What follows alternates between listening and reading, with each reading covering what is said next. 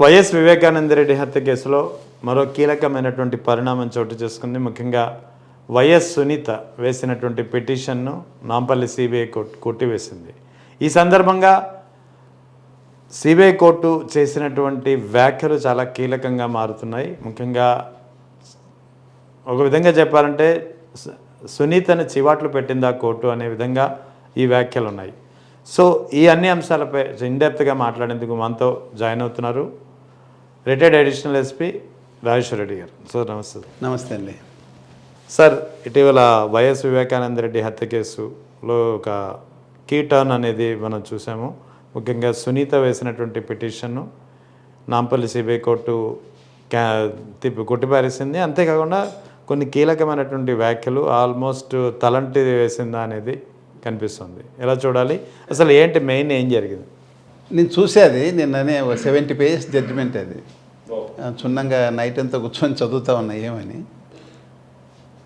చాలా అంటే CBI court మీకు తలంటు వేయడమే కాదు, అచ్చింతలు వేయడమే కాకుండా ఎవరైతే దాంట్లో ముద్దాయిలుగా ఉన్నారో వాళ్ళ వర్షన్ని వాళ్ళు ఈమె మీద ఆరోపిస్తున్నారు.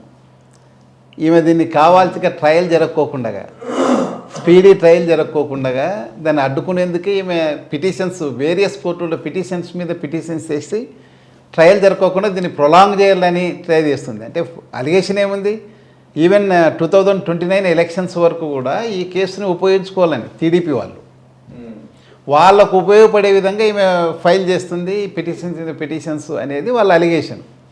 ఆ అలిగేషన్ సపోర్ట్ చేస్తూ జడ్జిమెంట్ ఉంది. ఎస్, కరెక్టే అన్నట్లు ఇండైరెక్ట్గా దాన్ని అంతా చదివితే మనకు అదే అర్థమవుతుంది. ఏదైతే ముద్దాయిలు ఆరోపణ చేస్తున్నారో యువతల పార్టీ, దీన్ని 2029 ఎలక్షన్స్ వరకు లాగి గొడ్డల పార్టీ ఏదో అంటున్నారు కదా,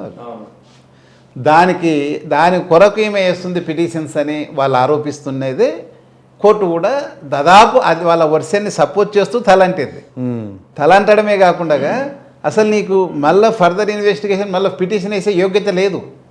అది కూడా చెప్పిందా? ఈ పిటిషన్ వేసే కూడా నీకు యోగ్యత లేదు కాబట్టి మేము డిస్మిస్ చేస్తున్నాము.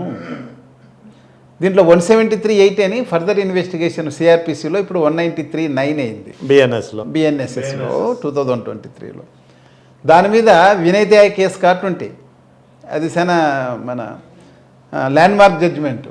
అంటే మెజిస్ట్రేట్ అధికారాలేమి, ఫర్దర్ ఇన్వెస్టిగేషన్ మీద పోలీసు వాళ్ళ అధికారాలేమి, ఏ విధంగా ఏ సందర్భంలో ఇవ్వచ్చు అనే దాని మీద డీటెయిల్గా ఇచ్చినది వినయ్ త్యాగ్ కేసు.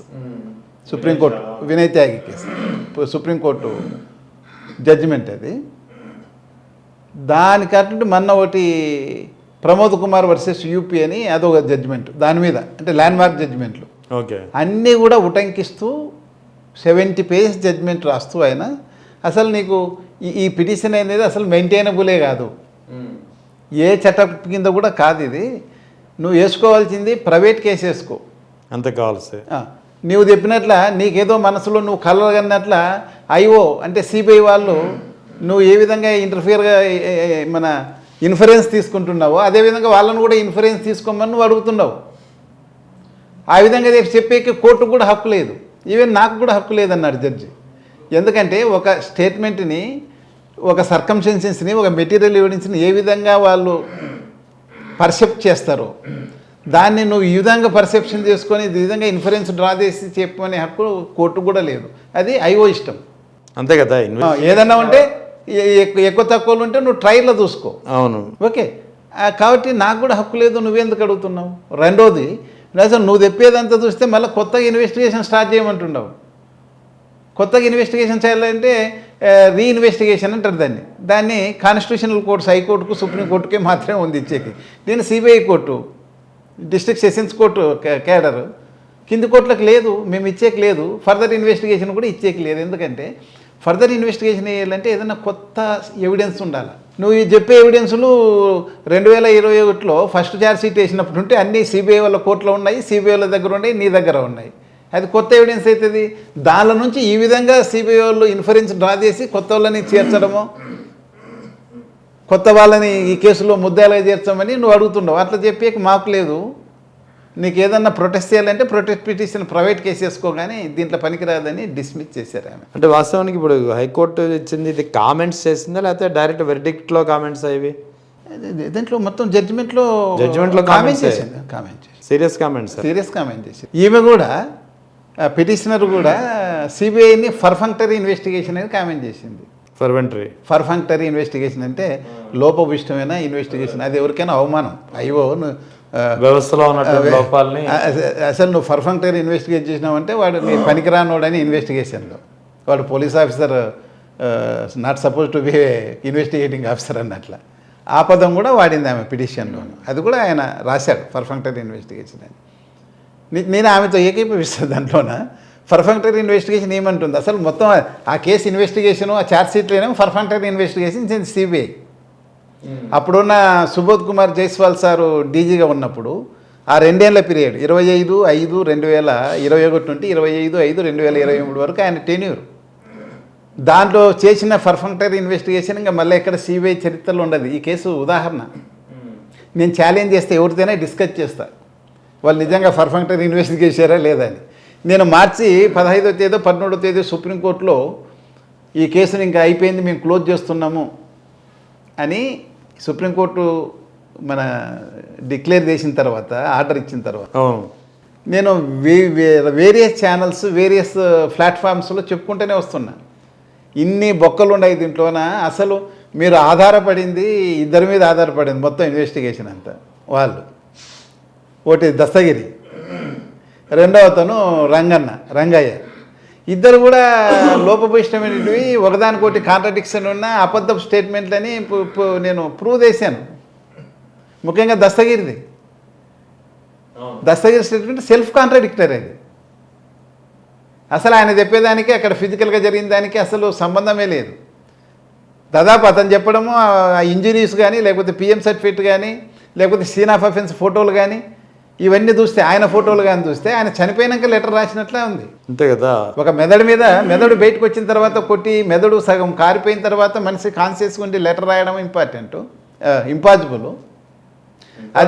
అదేవిధంగా ఏలు ఇక్కడ నుండి ఇటు వరకు చీలిపోయిన తర్వాత ఈ పెన్ను ఇట్లా పట్టుకోలేడు. ఒకవేళ పట్టుకుంటే కూడా ఈ పేపర్ మీద ఇట్లా రాస్తుంటే లైన్ బ్లడ్ ఉండాలి కదా, మరి ఆ లెటర్లో లేదు మరి. కాబట్టి టోటల్గా ఏ విధంగా ఆలోచన చేసినా కానీ సైంటిఫిక్గా ఇంపాసిబుల్. అది రేపు పొద్దున ఒక 2 క్వశ్చన్స్ వేస్తే దస్తగిరిని లేకపోతే మెడికల్ ఆఫీసర్ని ఇంకెవరిని వేస్తే అది కేసు తెలిపే కేసు. అది ఓకే. సిబిఐలు దాంట్లో కావాల్సిన చాలా ఎవిడెన్స్లు కలెక్ట్ చేయలే. ముఖ్యంగా సీన్ ఆఫ్ అఫెన్స్లో 97 ఫొటోస్ గవర్నమెంట్ ఫోటోగ్రాఫర్స్ తీశారు, పోలీస్ ఫోటోగ్రాఫర్స్. ఇంతవరకు నువ్వు ఈ కేసులో పెట్టలేదు, అవి కోర్టుకు సమర్పించలే, నువ్వు తీయలే. ఎందుకంటే తీస్తే వాళ్ళ వాదన అంతా తుస్సని తేలిపోతుంది. వాళ్ళు ఏదో సీన్ ఆఫ్ అఫెన్స్ అంతా క్లీన్ చేయించారు అని అన్నీ ఉన్నాయి. సిట్ 1 వాళ్ళు మొత్తము అన్నీ ప్రతిదీ సీజ్ చేశారు. నువ్వు ఆ రికార్డు నువ్వు ఈ కోర్టుకు పెట్టడం లేదే, సిబిఐ కోర్టుకి. రేపు సమన్ చేస్తారు. ఎందుకంటే అప్పుడు ఆ సమయంలో సిట్ 1 ఆఫీసర్స్ దీంట్లో ఎవిడెన్స్ సాక్షులుగా ఉన్నారు. వాళ్ళు వచ్చినప్పుడైనా ఆ రికార్డు వాళ్ళు ప్రొడ్యూస్ చేయలే కదా. అవును. కేసు దూదిపించల మాదిరి తెలిపోయేది. ముఖ్యంగా ఈ వాళ్ళేదో డాక్యుమెంటరీ ఎవిడెన్స్ లేకపోతే డిజిటల్ ఎవిడెన్స్ ఏదో చెప్తున్నారు. అవినాష్ రెడ్డి ఈ ఐపీడిఆర్ అంటే ఆయన ఫోన్లో ఐపీడిఆర్ అంటే యాక్టివ్ ఉంది, ఇక్కడ A1 ఐపీడిఆర్ కూడా యాక్టివ్ ఉంది అంటే వాట్సాప్ మెసేజ్లు వస్తూ ఉంటే ఐపీడిఆర్ యాక్టివ్ ఉంటుంది. నువ్వు ఎట్లా ప్రూవ్ చేయాలి? వీళ్ళు మేల్కొని ఉన్నారు, వీళ్ళు ఏదైనా పంపించినది నువ్వు ప్రూవ్ చేయాలి. గంగిరెడ్డి ఏదైనా మేల్కొని ఏదైనా మెసేజ్ పంపించింటే నువ్వు అది అవుతుంది. రాత్రి ఆ పులివెందుల్లో నిద్రపోయేతుళ్ళకి ఎవరెవరికి వాట్సాప్ మెసేజ్లు వచ్చింటారో అందరూ ఐపీడిఆర్లు యాక్టివ్ ఉన్నాయి. ఆ రోజు 1,00,000 మందికి ఉంటాయి పులివెందుల ఏరియాలో. ఎందుకంటే ప్రతి ఒక్కరికి స్మార్ట్ ఫోన్ ఉంది, ప్రతి ఒక్కరికి వాట్సాప్ ఉంది, ప్రతి ఒక్కరు రాత్రి అంతా ఆన్ చేసి పెట్టుకుంటారు, ఎవరు ఆపరు. అందరు ఐపీడిఆర్లు యాక్టివ్గా ఉన్నాయి. కాబట్టి నువ్వు మీరు మాట్లాడుకున్నారా అంటున్నారు, అది అసంభవం కదా. ఎందుకంటే గంగిరెడ్డి ఇంట్లో ఉన్నట్లుంది సిట్ 1 ఇన్వెస్టిగేషన్ ప్రకారం. అంటే సీన్ ఆఫ్ అఫెన్స్కి 5 కిలోమీటర్ల దూరంలో ఉంది. గంగిరెడ్డి ఏమో సీన్ ఆఫ్ అఫెన్స్లో వివేకానంద రెడ్డి ఇంట్లో ఉన్నట్లు మీరు చెప్తున్నారు, దస్తగిరి మీ ఇన్వెస్టిగేషన్ అంతా. మరి ఫోన్ ఏమో అక్కడ ఉంటే ఈయంత నువ్వు చాటింగ్ చేస్తున్నాడు ఏమంతో మీరు అంటే, అవినాష్ రెడ్డి చాటింగ్ చేసేక ఆయన ఫోన్ అక్కడ ఉంటే ఈయన ఇక్కడ ఉంటే ఎట్లా చేస్తాడు? ఏ విధంగా అవుతుంది? అదే ఇప్పుడు కిరణ్ యాదవ్ కేసులో కిరణ్ యాదవ్ గురించి ఆమె అడిగింది ఆయన ఐపీడీఆర్ యాక్టివ్ ఉంది కదా 1:52 నిమిషాల వరకు రాత్రి, మరి అతను ఈ మర్డర్ జరిగే సమయంలో మేల్కొని ఉన్నాడంటే ఈ సిబిఐ వెళ్ళది ఇప్పుడున్న టీం అది మేల్కొన్నట్లు కాదు. ఐపీడీఆర్ యాక్టివ్ అంటే అది మెసేజ్లు వస్తుంటే యాక్టివ్ ఉంటాయి, దాన్ని పట్టుకొని కిరణ్ కుమార్ యాదవ్ అనేవాడు ఆ రాత్రి మేల్కొని ఉన్నాడని చెప్పనిక కాదు అని చెప్పారు ఇప్పుడు వీళ్ళ రిపోర్ట్లో, ఫైనల్ రిపోర్ట్లో. మరి ఆ రోజు సుబోధ్ కుమార్ జైస్వాల్ ఉన్న టీం మాత్రం యాక్టివ్ ఉన్నందుకు వాళ్ళిద్దరూ మాట్లాడుకుంటున్నారని మేము ఇన్ఫరెన్స్ తీసుకుంటున్నామని అంటారు. అంత సెల్ఫ్ కాంట్రడిక్టరీ. అంటే ఇక్కడ ఓవరాల్గా ఇప్పుడు మీరు ఇందాక అన్నారు కదా 2029 వరకు దీన్ని డ్రాగ్ ఆన్ చేసి మళ్ళీ 2029కి ఎన్నికల అంశంగా మార్చేందుకే దీన్ని ఇలాగా సునీత చేత చేస్తున్నారు, పిటిషన్ల మీద పిటిషన్లు వేస్తున్నారని. అలా సాధ్యంగా అయ్యే అవకాశాలు ఉన్నాయంటారా? ఇక నాకు తెలిసినంత వరకు లేవు. ఎందుకంటే దీంట్లో పెద్ద పెద్ద లూథరా లాంటి అడ్వకేట్ల సలహాతోనే వేస్తున్నారు ఇవన్నీ ఏ విధంగా ప్రొలాంగ్ చేయాలనేది. ఎందుకంటే ఇప్పటి వరకు అయితే నాకు ఈ జడ్జిమెంట్ చదివిన తర్వాత అయితే లేదు. ఆమె ఏమైనా ప్రైవేట్ కేసు వేసుకోవచ్చు, కానీ వేసుకున్నంత మాత్రాన ఈ ట్రయల్ అనేది ఆగదు. ట్రయల్ అనేది ఆగదు. ఆమె లిస్ట్ ఆఫ్ విట్నెసెస్ కావాలా, లిస్ట్ ఆఫ్ డాక్యుమెంట్స్ కావాలా, ఇవన్నీ వేసి ఒక ఛార్జ్షీట్ మాదిరి ఉంటుంది ప్రైవేట్ కేసు అంటే. అదే ఒక ఫార్మాట్. అది కోర్టు తీసుకోవచ్చు, తీసుకుంటే కూడా దీనికే క్లబ్ చేసి విచారణ చేస్తుంది. అంత తప్పిస్తే దీన్ని ప్రొలాంగ్ చేసే అవకాశం లేదు. అసలు దీంట్లో ముద్దాయిలుగా ఉన్న వాళ్ళు తొందరగా దీన్ని అయిపోదేయండి మేము బయటపడతాము అంటున్నారు. వీళ్ళేమో తొందరగా అయిపోకూడదు, అయిపోతే మేము గొడ్డల పార్టీ అనలేం కదా అని ఈ పార్టీ వాళ్ళు దీన్ని ప్రొలాంగ్ చేసే ప్రయత్నం చేస్తారు. అంటే టీడీపీకి వెనకాల బ్యాక్ ఎండ్ ఉండి టీడీపీ చేయడానికి కారణం అయితే అది అయ్యి ఉండొచ్చు మీరు చెప్పినట్టు. కానీ వైఎస్ సునీత గతంలో మనం ఒకసారి ఇంటర్వ్యూలో మాట్లాడుకున్నప్పుడు మీరు కూడా చెప్పినట్టు గుర్తు, దీని వెనక 200 కోట్ల డీలు 200 ఉన్నాయి, 300 ఉండొచ్చు, వైఎస్ సునీత హస్తం కూడా ఉండొచ్చు అనే విధంగా మాటలు ఉన్నాయి, ప్రచారం ఉంది. సో ఫర్దర్ ఇన్వెస్టిగేషన్ అనేది ఒక ఒకే కోణంలో పక్కాగా జరిగితే తన పాత్ర అయినా బయటపడుతుందని చెప్పి మీ పిటిషన్లు వేస్తుందంటారా? ఉండొచ్చు అట్లా కూడా. అదే that is what I'm asking. అట్లా కూడా ఉండొచ్చు. ఎందుకంటే దీంట్లో ఫస్ట్లోనే ఎంవి కృష్ణారెడ్డి పిఏ ఒక లెటర్ అంతా చదివి వినిపిస్తే, అయ్యా డ్రైవర్ ప్రసాద్ నన్ను సత్యాల కొట్టాడంటే అదే సమ్ 52 సెకండ్స్ కాలో 72 సంథింగ్ బిలో 1 మినిటే. అంతలోపల ఆయన నిర్ణయం తీసుకొని ఆలోచన చేసే అది చాలా ఇంపార్టెంట్ లెటర్, ఎవరి కళ్ళకు ఇంక్లూడింగ్ పోలీస్ ఆఫీసర్స్ దాచిపెట్టి నేను వచ్చేంత వరకు దాన్ని ఎక్కడ బయట చూపించొద్దు అని ఇన్స్ట్రక్షన్స్ ఇచ్చినవాడు ఆమె భర్త. మరి ఆమె కూడా పక్కన ఉందేమో తెలియదు మనకు. తర్వాత ఆయన ఎక్స్ప్లెనేషన్ ఏమంటే ఏం లేదు, జనమంతా పోయి ఆ ప్రసాద్ను చంపేస్తారేమో అని మాకు భయంతో మేము చేయంటే ప్రసాదం చంపితేమి బతితేమి మీ మామ అని చంపినాడని రాశాడు.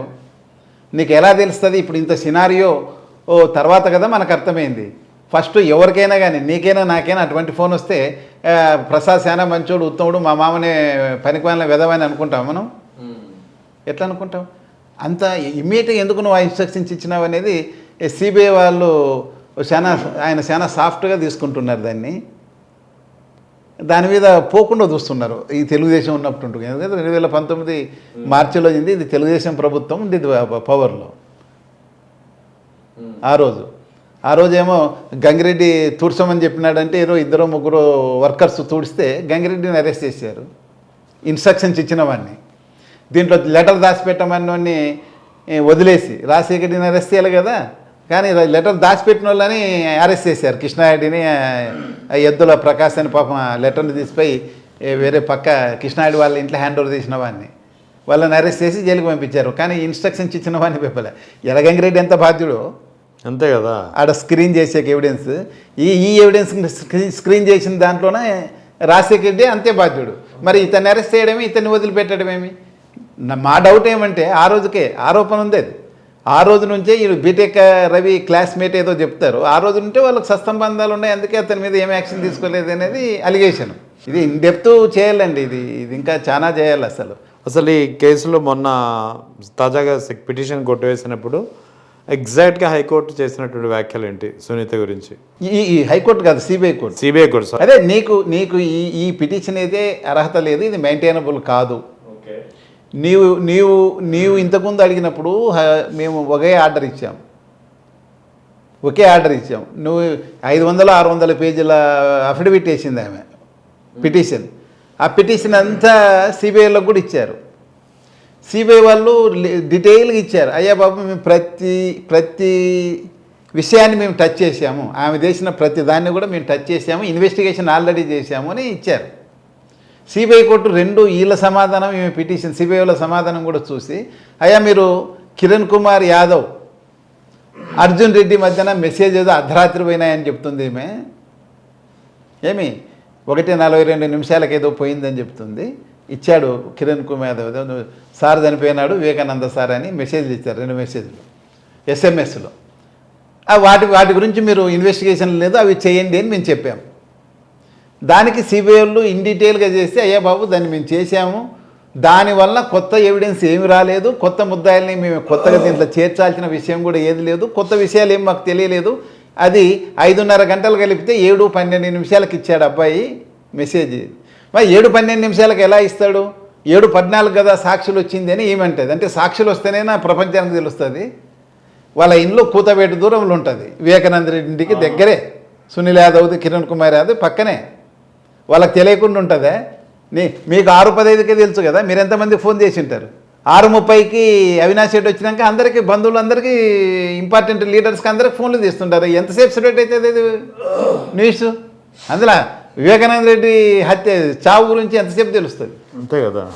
అట్లనే 7:12కి ఎలా తెలుస్తుంది అనేది ఆమె ఒకటి అని ఇట్లా పిచ్చి పిచ్చిగా ఉన్నాయి. అవి ఎంత ఏవో కామన్ సెన్స్ ఉన్నోనికి ఎవరికైనా అర్థమవుతుంది. ఈమె దాన్ని ప్రొలాంగ్ చేయాలని తప్పిస్తే వేరే ఏం కాదు. ఆమె తెలివిలేనేం కాదు, ఆమె కూడా డాక్టరు. అవునవును. దీంట్లో రోజు అడ్వకేట్స్తో కోర్టుల చుట్టంతా తిరుగుతుంది. అంత చిన్న కామన్ సెన్స్ లేకుండా ఉంటుంది. అన్నీ ఉన్నాయి, కానీ వెనక ఉండి ఆడిచ్చే వాళ్ళ ప్రకారం ఆడుతుంది అనేది నా అభిప్రాయం.